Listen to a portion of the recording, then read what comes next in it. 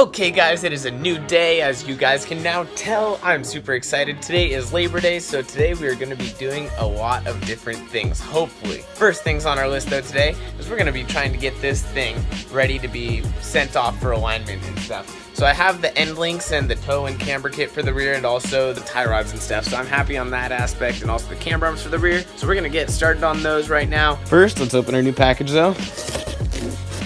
Okay, pull all this out. We got our ball joints and our tie rods and steering and suspension kit all nice in here, so I'm really happy about this. I think it's good to replace things that are older, and I mean, you might as well just go full send. The way this is gonna work is you just undo this little clip right here, you stick your screwdriver and you turn it to the side, and then this just pops right off, and then you just slide it off right there. Next thing we're gonna do is undo that end, which is on this thing, this little 4 thing, and then we're gonna undo that side, and then pull out our inner right tie rod and then our outer tie rod end link thing. Okay, let's just slip this on and then get it off.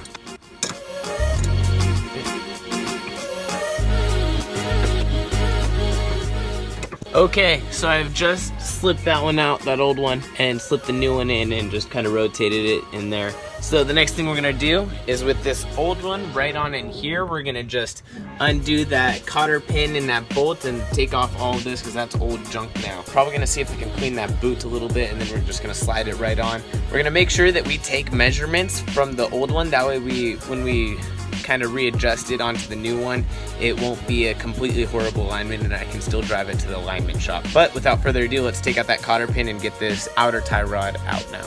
Popped right out, so the next thing we're gonna do is get this tie rod all nice and in there, and then we're gonna get that boot off of that one and make measurements of threads and then get that all situated in that way. Okay, so I've just screwed that last piece in and got it all to measurement. It was about 1 inch in, so that's where I had that mounted right there. Essentially what I had to do though is, because it doesn't sway side to side, that's how you know it's a really nice, good, sturdy one, and that'll give me a lot less play in that joint. So the next thing we're gonna do is go ahead onto the other side after we put in this cotter pin and do the same thing to the other side. Okay guys, I'm sorry to kind of jump and switch scenes really fast, but in that last clip you saw me probably doing that first lower tie rod and stuff. Essentially what happened is I did the other side and it was okay, but then when I got to the ball joints, guys, the ball joints I couldn't get back in the car. I was able to get the old ones out, but I couldn't get the new ones in. Unfortunately, I'm gonna have to wait until I get these little cones.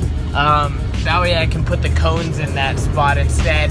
And then with the cones there, the same pieces that I was missing, they're already ordered, they've been ordered. So as soon as they come in a couple days, we can do that. All of that side and stuff is really good, but today's been a really monumental day. We've done a lot of stuff. As you guys can tell in the back, I've kind of added a little bit more tongue and groove on the side. I've been trying to get as much stuff as possible done today, so that's why I've been picking up the camera a little bit less. That way I can see if I can get this thing roadworthy and kind of just focus on this thing for a little bit. I also screwed down the floor with all of the things.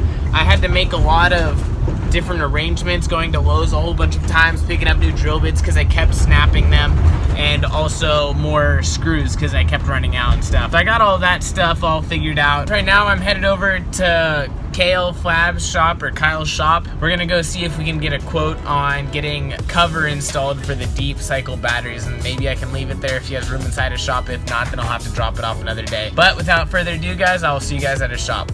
So we're gonna pull up right now. I'm probably not gonna record as much because he's here. And we jumped scenes again, I know, I'm sorry guys. So I went over by Kyle's shop, we got everything set up and scheduled for when I'm gonna go by. We also stopped by Pep Boys and got some nice new batteries, which you see right there actually. The yellow top, I heard that the red tops aren't that good of quality and stuff. The blue tops are okay, and those ones are all sealed lithium ion batteries and stuff. So basically we have all of this right here, and we're gonna start doing the flooring of the van, which I'm kinda happy about. We're gonna start in the uppermost left-hand corner, and we're basically just gonna move on that way and that way, if that makes sense. So towards the doorway and the front of the van, if that makes sense. We're gonna have to make sure we overlay them about halfway on each thing, that you get a nice pattern going and stuff. So the first thing we're gonna do is we're gonna cut out this one for size for right there. The guy that I bought these from at Lowe's, he said that they should be pretty easily scoreable and we should be able to do it with like a knife. So I'm gonna take my knife and we're gonna test out and we're gonna go from there. Okay, so we have just done that. I've scored it. It actually scores really easily with the knife. I didn't think it would. You score it, and obviously the deeper you score it, the easier it is. But you score it, bend it back, and then you bend it forward, and it just snaps right off, and then you're onto your next piece. The corners are obviously the most tedious, so obviously it's the most boring portion. But the straight part's the part I'm looking forward to, so I'll probably show you guys a straightforward clip that I don't have to take up 20 minutes of storage on my phone, because it'll take me a while. You have to make sure they have an alternating pattern. I have it right here, so I'm going to find out half the width of that, and then we're going to go through there over on that side. Also, I'm going to have to cut a really thin, like 1-inch strip for right there. That way it just goes all nice and smooth into the next one. But without further ado, I guess we're gonna have to go like that. Okay, so I've just finished using one box. Half the van is done. This looks really good. As you guys can tell, you guys just need to kind of slip it in like a puzzle piece, right, like that. So that's all good. I'm gonna open up the other box, and then we're gonna go ahead and finish laying this. The idea behind it is I am cutting it all out, and I actually found it to be really easy using one of these. It's just a lot faster, and you get better lines than using a knife. Yes, you can score it with a knife. It looks like that when you use a knife, and it looks like that when you use that little saw thing. So that's what I'm using. I'm gonna go ahead and continue lining it out. Everything's kind of going out. Once I get it all cut out, then I'm gonna pull it apart, and I'm gonna use the glue on the edges using the liquid nail as well, and get all that situated that I don't have the floor moving. Okay guys, so I have just kind of laid it down. Sorry about the brightness. It actually looks really good. I just need to basically pull everything back up and then seal it using that special glue and stuff. This looks really good. I'm gonna see if I can go in from the other angle. But overall guys, it wasn't that bad. I thought it'd be a lot worse, and this looks really good. So that's really good. See how that all looks good.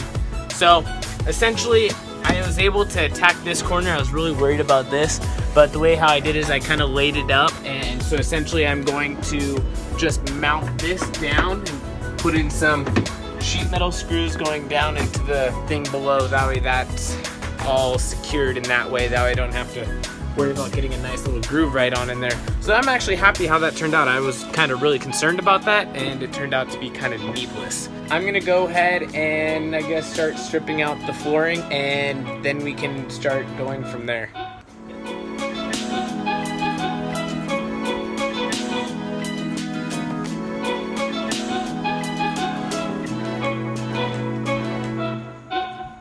Overall, that was a pretty easy day, guys. Thank you so much for watching. If you guys like that, give it a fat thumbs up and make sure to subscribe. Nothing left to say, guys. I will see you tomorrow, guys. Guess it's time to end it.